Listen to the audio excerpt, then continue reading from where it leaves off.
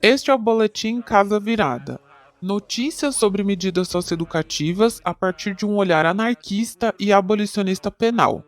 Neste boletim, apresentamos semanalmente notícias sobre medidas socioeducativas, sobre as cadeias juvenis do Brasil, de todo o continente americano e também dos serviços de medida socioeducativa em meio aberto da cidade de São Paulo. Nesta edição do Boletim Casa Virada, preparamos uma edição especial em comemoração à edição de número 100, que esse boletim solta nesta semana. E para endossar o nosso debate, a partir das perspectivas abolicionistas e anarquistas, convidamos pessoas que tratam sobre o sistema socioeducativo ou que vivenciaram o sistema socioeducativo diretamente para trazer os seus relatos e as suas contribuições. Como convidado, teremos Camila Gibim, Igor Chico, Rosângela e Gabriel. Meu maior veneno é cumprir a porra da pena, mas eu sei que logo vou sair. Vou pra quebrada resolver os meus problemas, vou zoar e tirar onda no palco como MC. Olá, bom dia, eu sou Gabriel Henrique das Neves. Quando eu passei pela Fundação Casa, o negócio é doido. Quando você chega no cais é mó opressão, você tem que andar de cabeça baixa. Não sei por que você tem que andar de cabeça baixa, você é menor de idade e esse cara só quer te humilhar só lá, só humilhação. E eles ficam te ameaçando que vão te bater. Na hora do almoço você não pode nem almoçar de cabeça levantada, que pouca vergonha é essa, meu Deus? Como isso pode? Você não pode nem levantar a cabeça pra comer. Como isso, mano? É um absurdo. E fora que os funcionários agrediam os garotos lá dentro. E, mano, comida horrível. Tudo horrível lá dentro, mano. Até o cheiro daquele lugar é horrível. É como se, mano, não sair da mente esse cheiro, sabe? Impregna. E você fica se recordando do cheiro depois que você sai durante um bom tempo. A opressão que a gente passa lá dentro é muita, porque os funcionários agridem os menores de idade, os adolescentes e... um menino apanhou na minha frente, a professora contou uma piada pra ele antes da gente sair da aula lá dentro da FEBEM, né? Aí na hora que ele saiu dando risada, o funcionário viu, deu um tapão na cabeça dele, levou ele pra outra sala vazia e começou a bater nele.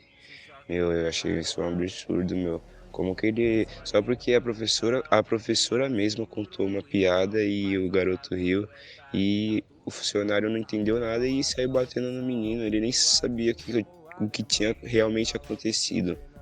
Eles não perguntam primeiro o que aconteceu, já chega a bater. Primeiro eles batem para depois saber o que aconteceu.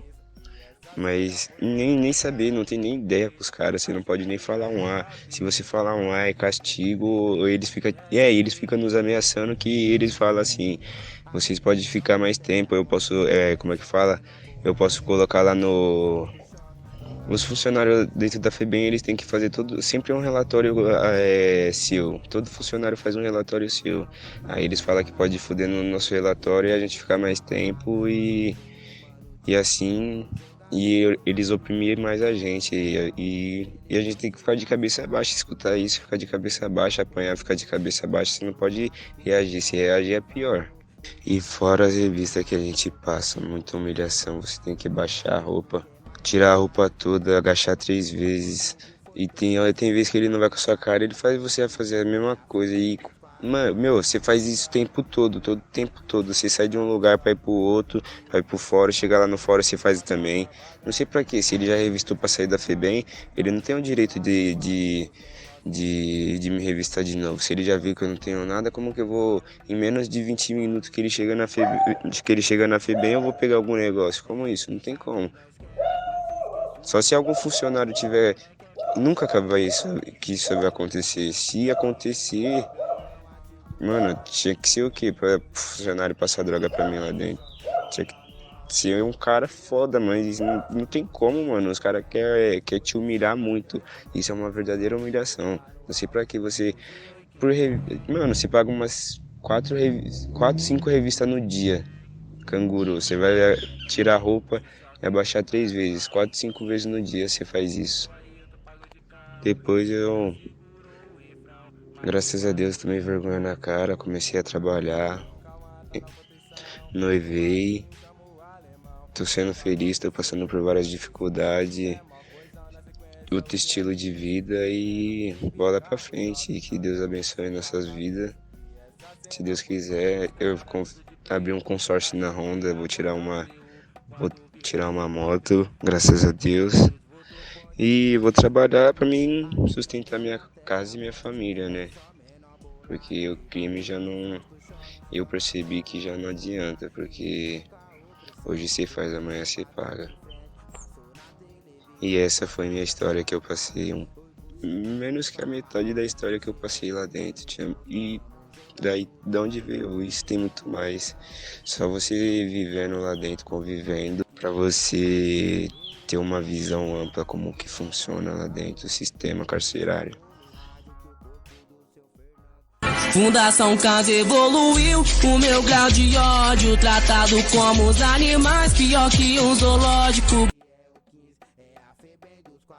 Dona Rosângela, então, a primeira pergunta era que a gente queria saber para a senhora como que a ida do seu filho para a Fundação Casa afetou e afeta a sua vida, sabe?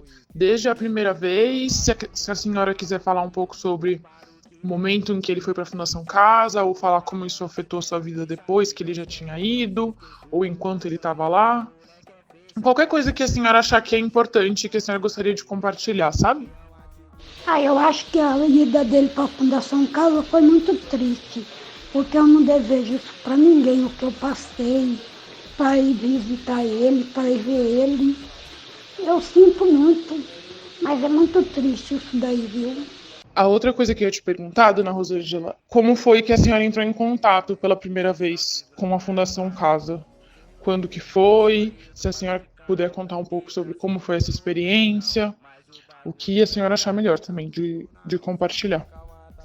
Quando eu conheci a Fundação Casa, eu fiquei muito assim, porque eu não sabia do jeito que era, mas depois eu fui indo aos pouquinhos, eu fui aprendendo, aí eu fui conhecendo pessoas que me orientavam, que me falavam tudo, e desse jeito que eu aprendi.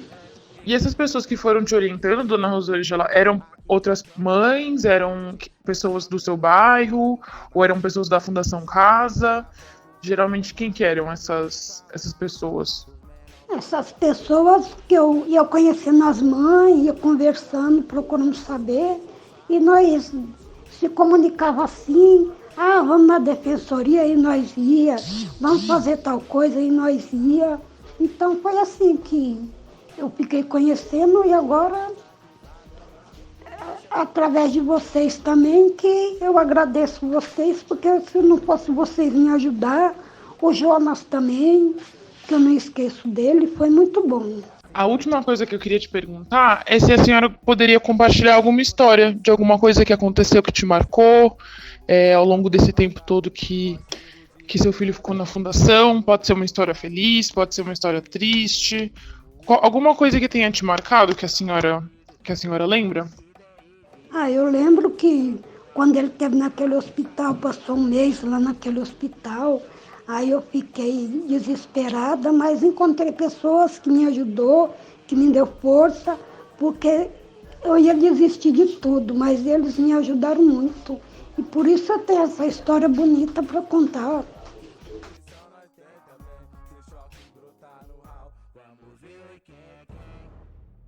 Boa pra você que fingiu não ver e deixou se corromper pelo opressor. Esses meninos guardam a rua, que nem Exu. Olham desconfiados, tipo Molu. Guardam uns aos outros, tipo Ubuntu. Trabalham dia e noite, me lembram até a Anastácia. Esses meninos são o universo embaixo do boné e moram todos na rua de casa. Esses meninos são netos do açoite, se parecem comigo e nós nos parecemos com a noite. Esses meninos são resenha. Baile, bola, mina, PCC. Esses meninos são função, LA, fundação, CDP. Esses meninos como aqueles meninos da luz também passam lisos pelos becos e vielas na escuridão. E eu não sei o que nos une, além da pele preta, da dor latente, da mãe que depende da gente, do pai alcoólatra, da tia presa, da maconha acesa, do pé sujo de barro, do Bolsa Família, da escola pública, do tataravô escravo. Eu não sei o que nos une além dessas correntes e além dessa vontade de ser visto como gente. Eu não sei o que nos une além de viver sem paz, ou dessa macheza forjada nas ruas sob a luz da lua e forçada na casa mofada pelos gritos do pai. Esses meninos como eu não têm paz. Esses meninos vivem com medo de ser mais um corpo no esgoto. Esses meninos riem muito, mas tatuam lágrimas no rosto. Esses meninos não cabem nos projetos, nas ONGs, no camburão, nos partidos, nas prisões. Esses meninos vivem sonhando em ser estrela, mas já nasceram constelações. Deve ser por isso que nasce e morre pelo menos um toda noite. E nem quem vive olhando pro céu sente falta. Salve, eu sou o Igor Chico, sou poeta, sou artista também, sou educador, arte educador e tô no mundo. E eu escolhi começar com essa poesia porque eu acho que ela foi uma poesia com a qual assim, eu circulei por alguns lugares assim, dentro das mídias socioeducativas, né? E troquei ideia tanto com profissionais quanto com os adolescentes, né? E, enfim, acho que a minha aproximação com a medida socioeducativa, seja com meio aberto, seja com meio fechado, ela sempre se deu muito através da educação, justamente, né? Da arte educação. E desse processo, né? Enquanto alguém que foi se descobrindo como arte educador, foi se fazendo como arte educador e foi encontrando nisso uma ferramenta, né? De mudança do mundo e de... Já que a minha arte ela já existia, né? Eu já fazia arte, já fazia poesia. Quis compartilhar isso, né? E eu acho que essa poesia ela foi uma denúncia, ela fala de mim, né? Ao mesmo tempo ela fala desses meninos, e são esses meninos, né? Que são esses meninos assim como eu, esses meninos parecidos comigo, que são pegos, né? Pela medida socioeducativa, que são pegos pelas prisões adultas, pelas prisões juvenis. E por isso eu escolhi começar com ela. Então como eu disse, né, eu trabalho com arte e educação e já passei tanto pelo meio fechado quanto pelo meio aberto, né? Fui educador dentro da Fundação Casa por alguns meses e voltei na Fundação Casa algumas vezes como poeta, né? Para compartilhar, seja o que eu aprendi nesse tempo fazendo poesia e como alguém pode se tornar poeta se tiver interesse, né? Como os meninos podiam se tornar poeta. Então eu passei pela Fundação com isso. Seja compartilhando, enfim, histórias sobre o meu livro, sobre a minha vida e sobre outras ideias. Então, foi assim que eu passei pelo sistema fechado, pelo meio fechado, pela Fundação Casa. E também pelo meio aberto. Atualmente eu sou oficineiro de poesia e rima no meio aberto, né, no serviço de medida aqui na Brasilândia. E esse processo assim, tem sido muito, muito louco pra mim, assim, tem sido muito engrandecedor, assim, tanto pra minha criação artística quanto pra nossa, assim, né? Vou dizer a nossa coletiva, assim, eu e os meninos, né? Então é uns meninos que curtem muito funk. E aí a gente acaba aí trocando muito sobre funk, sobre música, né? Sobre possibilidades de criação dentro da música e tal. Eu levo algumas referências da poesia. Enfim, acreditando nisso, né? Acho que é um rolê que eu acredito muito, a literatura, a poesia e a arte. E eu não sei se como uma forma de salvação, assim, né? Porque eu acho que é bem complexo falar em salvação. Mas eu acho como uma possibilidade, né? Como uma possibilidade entre tantas. E pensando também, acho que é uma coisa que eu tento levar nessas oficinas e que eu acho que faz parte da minha trajetória, que é entender a arte como uma forma de fazer dinheiro. Não a mais fácil, não a... Enfim, né? Mas uma forma de fazer dinheiro. E porque eu acho também que a questão financeira, a questão do dinheiro, a questão de trabalho, né? É uma das formas é uma das coisas que faz com que esses meninos sejam criminalizados, né? Aliás, com que o trabalho que eles exercem seja criminalizado, né? Assim como a cultura que eles vivem, praticam e curtem também é criminalizada, né? Como é o caso do funk. Então as oficinas têm girado muito em torno disso, assim, né? E aí eu não sei, como é uma coisa muito nova, assim, né? É uma experiência muito recente, eu acho que ainda tem muito pra acontecer, assim, né? E E tem apostado muito, pelo que eu percebo, da potência dos meninos, assim, na qualidade do que eles escrevem, do que eles compõem. E de como isso pode movimentar, né, para outros caminhos também, inclusive da aproximação, que é uma aposta que eu faço, da aproximação da poesia com funk, da poesia falada, né, da poesia de slam, da poesia de sarau, com o funk, como já é próxima do rap e do hip hop, com uma manifestação muito legítima, assim, né, do que eles fazem e do que a gente faz. E aí tem sido isso as oficinas, né, então a gente troca referências, eu levo referências, proponho exercícios de escrita, tento ampliar um pouco repertórios, e eles ampliam o meu repertório também com outras criações, né, outras paradas. E aí é quase que um momento de experimento, assim, né, são 2 horas livres que a gente tem ali pra criar junto, assim, né, falar sobre a realidade, sobre inventar a realidade e usar a arte da palavra pra isso, né. Então, tenho sido oficineiro de rima no serviço de medida, assim. E acredito muito, assim, na arte como essa possibilidade, né? E ao mesmo tempo, quando eu fui pensando, assim, eu lembrei de uma situação muito recente, assim, de um menor que ele foi na oficina um dia, e aí na outra ele não voltou porque ele tinha morrido de overdose, né, de lança-perfume. E aí eu lembro que no dia eu fiquei pensando muito também sobre as limitações, né, do nosso trabalho. E de como é isso, né? As limitações estão aí, não é... e depois, sei lá, pra não ficar tão mal assim, eu fui tentando pensar sobre isso, né? E aí eu me dei conta de novo, né? Porque eu acho que a gente dá de cara várias vezes, assim, com esse lance das limitações, né? Mas que é isso, assim, não é que é uma limitação no meu trabalho, né? É que os mecanismos de morte, né? As práticas do estado de genocídio são muitas, né? As formas que a morte tem de chegar, né? Nesses meninos. Então, eu acho que é grandioso e ao mesmo tempo ainda é muito pouco, e é por isso que eu acho que a gente tem que estar tentando, né, recriando em várias frentes, né, as possibilidades de vida e de liberdade, né? Um mundo onde a liberdade não precisa ser assistida, um mundo onde a liberdade não precisa ser privada, né? Acho que esse é o horizonte. E é nisso que eu tenho apostado. Sou candidato a estar na Cracolândia com a pele marcada pelo selo de qualidade da Fundação Casa. Salve, galera! Bom dia, boa tarde, boa noite. Eu sou a Camila, eu componho espaços de luta sindical e popular na cidade de São Paulo. E dentre esses espaços eu fui me formando na luta anticárcere junto à Associação de Familiares de Presos Amparar. Nesse emaranhado aí da luta política, atravessada pelos espaços de trabalho e pela minha própria vida, eu fui colocando como centralidade a luta pela liberdade. E isso, para mim, significa um mundo sem capitalismo e um mundo sem prisões. E é disso que eu quero trocar ideia rápida aqui, para a gente celebrar aí a edição 100 do Boletim Casa Virada.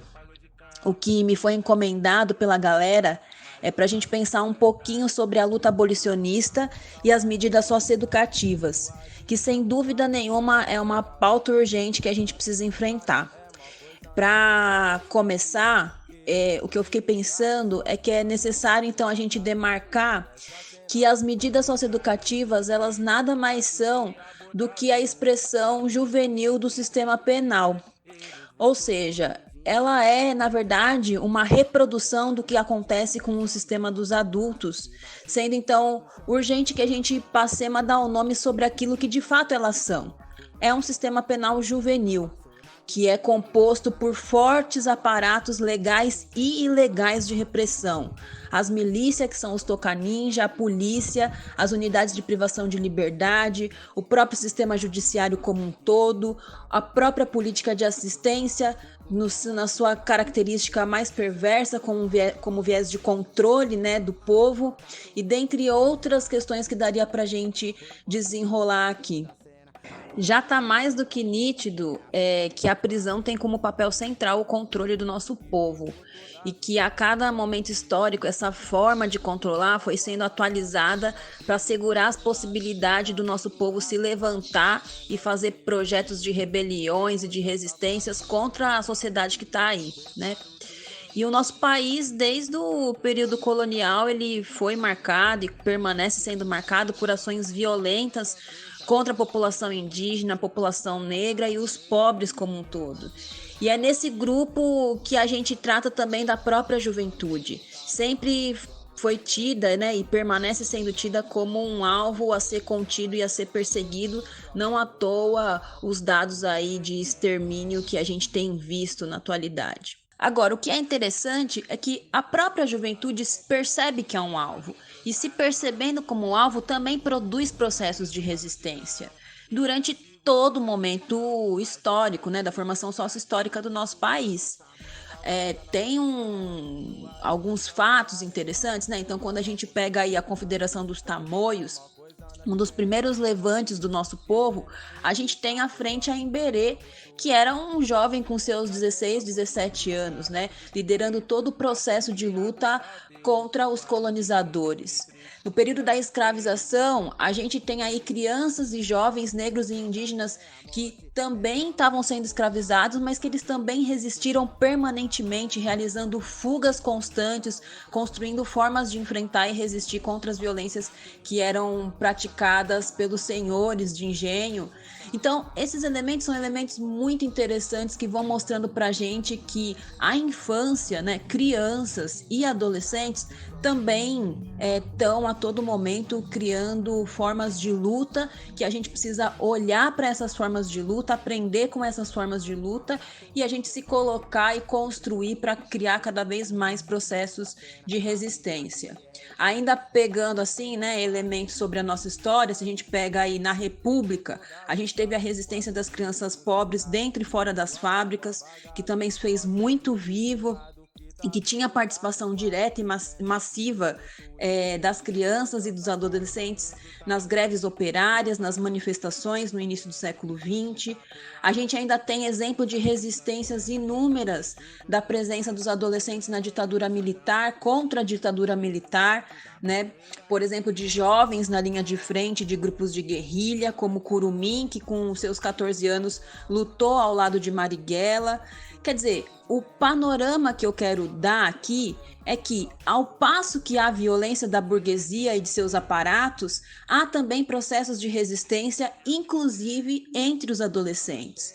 E isso tem uma continuidade, né, em nossos tempos, né? Porque não é diferente a reação dos meninos e das meninas que estão presos, que mesmo sem a consolidação de uma identidade de classe, né, algo formado de fato, se insere no processo das lutas de classes e realizam seus atos de resistência, como as próprias fugas das unidades de privação de liberdade, o próprio ato de virar a casa, que são as rebeliões, e outras ações de resistência que também são consolidadas pela comunidade, pelos bairros, pelos familiares, como, por exemplo, a acolhida de moradores de bairros quando os adolescentes fogem, né, das unidades, e aí os moradores acabam colocando os meninos para dentro, acolhendo, para proteger esses meninos justamente da perseguição e da violência, o próprio processo de organização das famílias em grupos de comunicação, de troca de informações,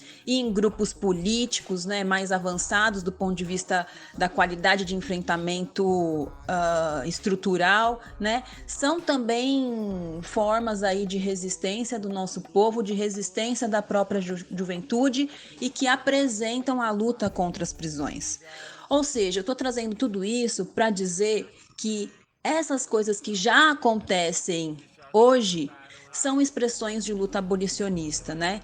Então, falar de abolicionismo penal e sistema penal juvenil não é tratar de algo que não exista. Na verdade, é falar do que já é real e concreto. O que a gente precisa refletir com profundidade sobre essas práticas que já acontecem para que a gente possa dar saltos de qualidade em nossa ação e politizar elas, porque a luta anticárcere é a luta contra o capitalismo. Então, a gente precisa pegar essas experiências que a juventude já tem consolidado de resistências contra a polícia, contra o processo de encarceramento, contra as violências que acontecem dentro dessas instituições e pensar junto com essa juventude a partir dessas práticas para que a gente dê saltos do ponto de vista da consciência e da construção de uma identidade de classe, localizando o necessário encaminhamento aí para que a gente consiga fazer também processos para além da luta pontual, mas que a gente construa aí um programa mais extenso contra as prisões e contra a sociedade capitalista, né? O que eu posso contribuir e desejo aqui compartilhar, então, é que o fim das prisões, ele precisa ser experimentado hoje, com essas lutas cotidianas, lutas que enfrentam, né, os aparatos da repressão, seja pela via legal, de consolidação de sistemas garantistas, seja principalmente pela via popular, de construção de práticas concretas, de outras formas da gente lidar com as situações que são consideradas crime. Para dar um exemplo sobre esse último ponto, é preciso que a gente pense a luta abolicionista de hoje como uma forma de constranger os serviços das políticas públicas que acolhem adolescentes e que usa da força policial para resolver os seus problemas, como é o caso das escolas e dos abrigos para crianças que, a qualquer situação que acontece dentro desses espaços, eles acionam a polícia, acionam a GCM. A gente precisa fazer da luta abolicionista um lugar onde debata essas questões e constranja esses serviços, denuncie esses serviços que utilizam de lugares que deveriam ser de lugares de proteção, faz desses lugares de violência e de punição contra a juventude. Por fim, gente, é isso sim. Falar de fim das prisões, de fim das medidas socioeducativas, é necessariamente a gente falar do fim da desigualdade social, do fim da sociedade de classes, do fim do racismo, do fim do machismo, do fim da LGBTfobia, né? A abolição das prisões já está em curso, mas a gente tem que consolidar um programa de luta que de fato tenha uma incidência de força e que organize os de baixo para derrubar os de cima. Eu digo que a abolição das prisões já está em curso justamente por conta dessas experiências que já tem pipocado por todo o nosso país, de resistência de familiares de presos, de resistência da própria juventude, mas a gente precisa unificar essas lutas para que a gente construa um programa e um programa que dialogue internacionalmente, que pegue experiências de outros países, do que tem acontecido, dos levantes que tem acontecido contra o racismo nos Estados Unidos, e a gente olhar para todo esse emaranhado aí do que o nosso povo tem construído e criar diretrizes unificadas para a gente dar continuidade a esse projeto de fim das prisões que já tem sido pautado e que a gente precisa certamente fortalecer isso muito mais para alcançar resultados significativos. E se a molecada já está apontando esse caminho, nada mais cabe a gente do que seguir esse fluxo, com o pé no chão e entendendo que a luta abolicionista é também a luta pelo próprio fim das medidas socioeducativas, seja ela de meio aberto ou de meio fechado. Bom, gente, eu fico por aqui, encerro a minha fala, pensando junto com vocês sobre a importância do Boletim Casa Virada, a edição 100. A gente precisa de mais espaços que vai fazendo uma sistematização do que tem acontecido no nosso país, para que a gente consiga, de fato, aí organizar as nossas ações contra as prisões, contra o capitalismo e botar a nossa juventude para construir todo esse processo junto, porque já existem experiências riquíssimas e a gente tem mais que fortalecer o que já existe e se implicar para que essas coisas cresçam em unidade, né? Então é isso, forte abraço para todo mundo, valeu pessoal e bora continuar a luta aí, um beijão. Era muito longe, às vezes não tinha visita, graças a Deus os companheiros lá da ilha. E essa foi a nossa edição especial de número 100 do Boletim Casa Virada. São 100 episódios falando a partir de um olhar anarquista e abolicionista penal sobre as medidas socioeducativas no Brasil e no continente americano. Lembrando sempre que a gente fala sobre aquilo que sai na mídia no meio fechado e traz reflexões de uma trabalhadora no meio aberto. Ainda tem muita violação que a gente não fica sabendo ou não pode contar. Para download no Mediafire e no Megafono, disponível no YouTube, Facebook e Spotify e nos outros agregadores de podcast. A gente também está na rádio comunitária Cantareira, de terças e quintas, sempre às 14h. Acesse ao Casa Virada no desobediênciasonora.milharal.org. E quem quiser mandar um salve, é só enviar um e-mail para a gente no boletimcasavirada@riseup.net. riseup.net.